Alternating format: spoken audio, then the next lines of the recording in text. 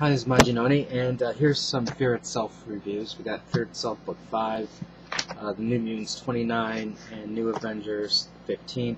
I didn't read Ghost Rider yet, but I didn't want to wait too much longer to do Fear Itself.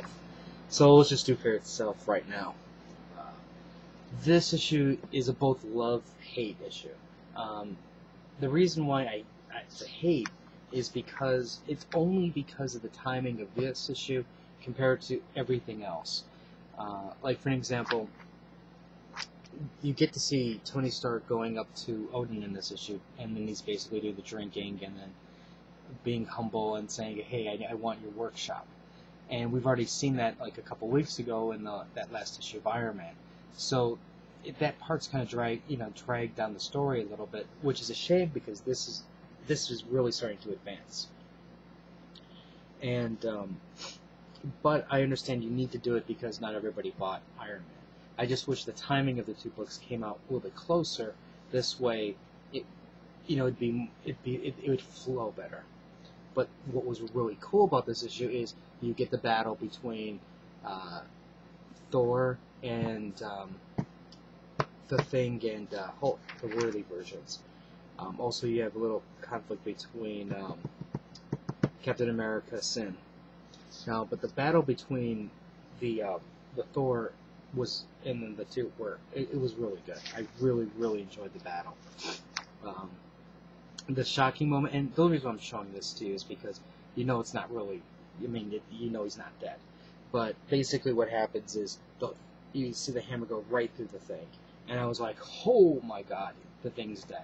Now, keep in mind, even though I went, oh, he's dead, by the time my hands came back down to the book, I fully realized the Thing's not dead because there's the Freedom Foundation and all that other Fantastic Four relaunch thing that's coming out in November. So I wasn't fooled.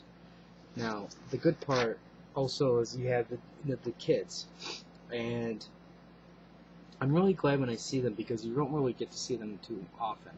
And I think they're interesting characters. They have interesting powers and abilities, and they have a unique way of solving problems. Especially since Val is super intelligent, and so that's why I was really glad to see him. Now, you see the Thing, and he's like, he's dying. He's like saying, let me die. Don't worry about it. Blah blah blah. I deserve it. But they're able to resurrect him. Now, while that's going on, you have Captain America battling Sin, and Sin basically just she calls down the fear guy. There's a small minor battle between the Avengers and these two, and then that doesn't end very well. Now, you also get in this issue here the moment where Captain America's shield gets broken. Now, the only reason why I'm showing you this part here is because you saw the picture of Cap kneeling with a broken shield. Now, I think I understand that this is it's a symbolism why they're breaking the shield, even though his shield's been broken before. But I don't like the way they did it. I think this is kind of cheesy where he goes catch and he throws the shield and the bad guy catches it and breaks it. What I would rather have seen in this situation is something where maybe he uses the shield to protect somebody and then it breaks. Something like that. To me, it would have been a much more meaningful moment. But I understand it's like now you're here, what you're doing is you're showing this really extremely powerful person and he breaks it like a toy. So I understand kind of what they're doing, but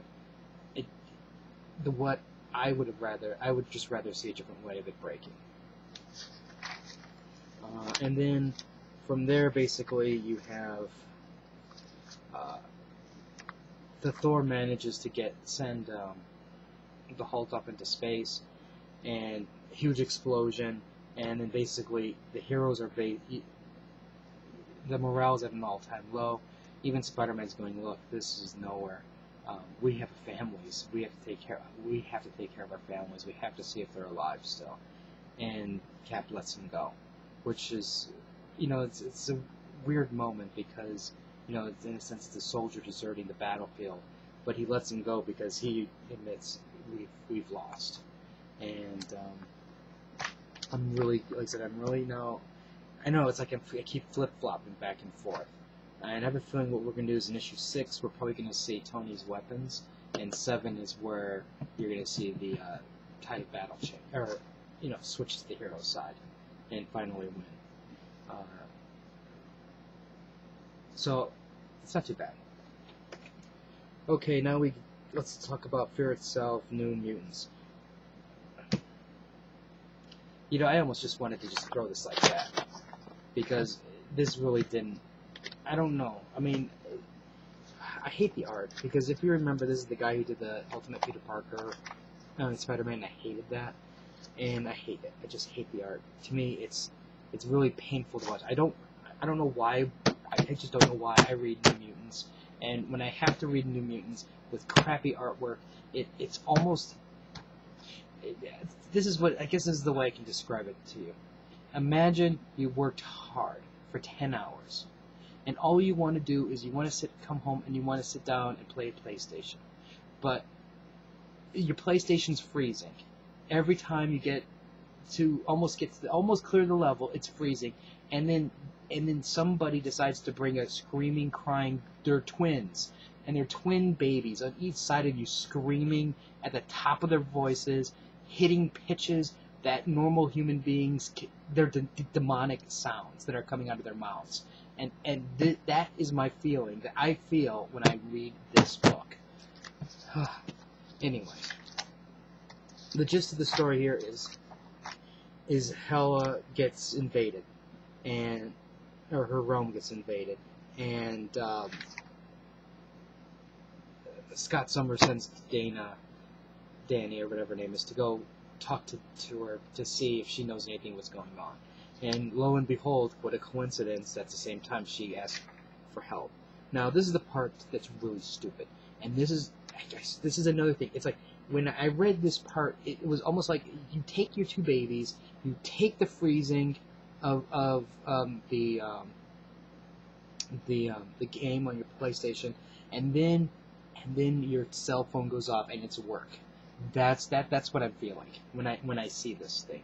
Basically, what happens is you have Cyclops talking to Diana, whatever her name is, Moonstone, and she's flying the Blackbird, which you can't fly a freaking plane without oxygen. I don't understand it. But anyways, so she's flying, and then all of a sudden Cyclops goes, oh, wait a second, I have to take care of something. And then the next thing you see is Cyclops blasting the Juggernaut. And then he goes, then you get the crash. Or, sorry, you don't get the crash. The crash happened after. You get, right after that, okay, I'm back. The battle took place in one freak. It's the next, you turn the page. and the battle is done. How do you trivialize that battle? When that battle is taking so many freaking issues and it's done. This is what you call shoddy writing. This writing is a disgrace. And you shouldn't have even put this part in it. It should have just been, you could have put some foreshadowing with her going, I think there's something wrong with Hell, with one L. You know what I mean?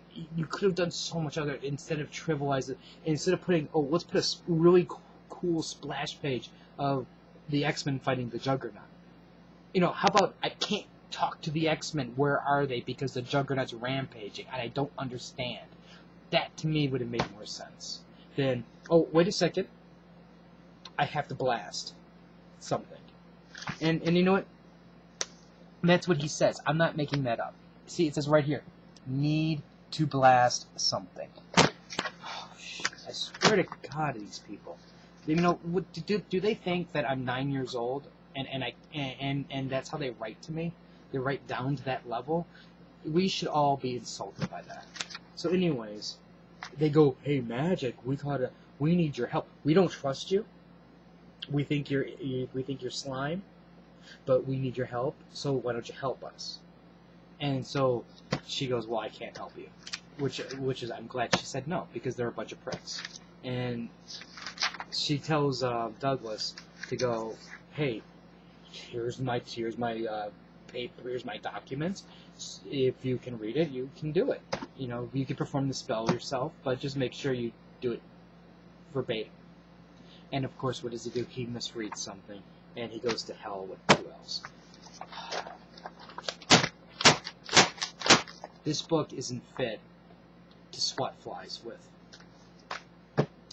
Next up is The New Avengers Fear Itself, number 15. This actually was kind of... Alright, I'm going to say this was actually a decent Squirrel Girl issue, but it's very cliched. Because what they do is this.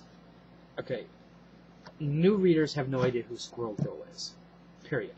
They just see a girl, and either they're repulsed by her because she's a furry, or the furries love her because she's a furry. And I'm personally on the side of I don't like Squirrel Girl because she's a furry. Now, the next thing you do is, because there's people who don't know, and there's some people who do know who she is, and she's part of the Great Lakes Avengers, which is a joke team. What do you have to do? You have to prove that Squirrel Girl actually is a badass, because she's involved in Fear Itself, and she's got to save the baby.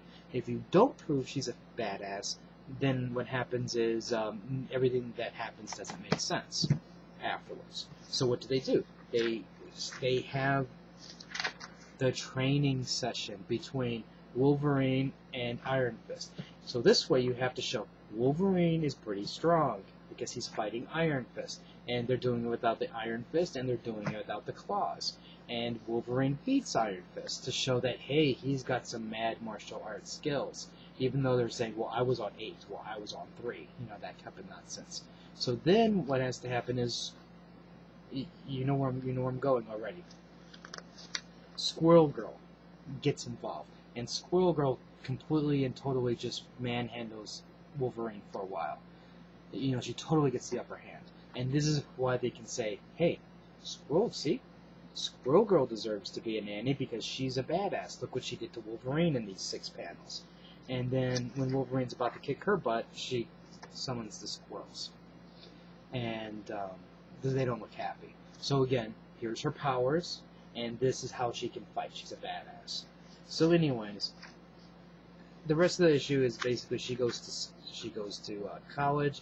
On her way home, she sees a mugging going on. She takes care of business, and then bang, zoom, Fear Itself, Red Skull's army show up. And again, this book is, the timing of this is so late that it's basically the way. This is how I look at it. Let's see here. See, when I read Fear Itself, see, this is your timeline, okay? You have Fear Itself. That's your timeline. Well, when you have all these tie-ins, right, it kind of goes this way, and it goes back, and then it goes this way, and then it goes this way, and like that. Then you have another issue that just kind of goes this way, and then it goes this way, because it never goes forward. And then, actually, what Fear Itself likes to do is go here, and it goes up here, then it goes down to this storyline, up here, back over here. Oh, we got to stay involved in all these little battles here. Okay, now we can go forward. This is the Fear Itself timeline. If you were to add in all of the core title and all the tie-ins, this is what I feel like. This is the roadmap that I see when I read this book, and it drives me insane. They need better editing to put this all together much more nicer. But anyways, so she goes and she actually manages to take out one of the robots, and then eventually she makes it back to the Avengers mansion, and that's when the Avengers, they're all waiting for the nanny before they can go out and fight. Yeah, I'm serious. They're waiting for the nanny. And so the nanny comes, and when the Avengers leave, that's when the Avengers mansion gets attacked. Hence, they have to show that she's actually a badass. I don't know what to say about these books. Fear Itself, on one hand, is they're doing so many good things with the emotion of the story, with the impending doom, but they're in the fighting. When it does get to fighting, it's cool. But unfortunately, the book is bogged down in a Groundhog's Day scenario where it keeps going back and back and back. It never goes forward. And it feels like I'm fighting against the tide when I want to read this book, which is a shame. This is the biggest drawback of this. Part of me thinks that this Avengers title it's a decent title. Don't get me wrong. Even though I just was ripping it, it's a decent title because they really did need to eventually address Squirrel Girl and show you that she actually can fight. She's not a joke, like you think she might be. So I can appreciate the story. It's just that I wish that I just wish it wasn't a Fear Itself tie-in. That's the thing. I think I would have appreciated the issue a lot more. And also, I would have appreciated it more if they didn't set it up in such a unimaginative way. Show that she can fight, and then boom. It's textbook writing that basically Bendis used absolutely zero brain cells to write, which is a shame because I know he's better than that. And broken PS3 game, screaming babies, and your cell phone's going off for work. That's my feelings. So, if you have any comments or questions, let me know. Rate the video up or down. Let me know what you think. And this is a horrible... Okay, I'm sorry. I gotta show this to you. If you don't believe me, I know I should have done this. But look at... What's his name? That X-Man dude? Look at that face. Could you... Look at these faces. Do you know who any of these people are? You only know that Sunspot because he's black. And I don't mean black as, a black person. He's just black. And that's the character. He's always, when he turns into this energy thing, he's totally black.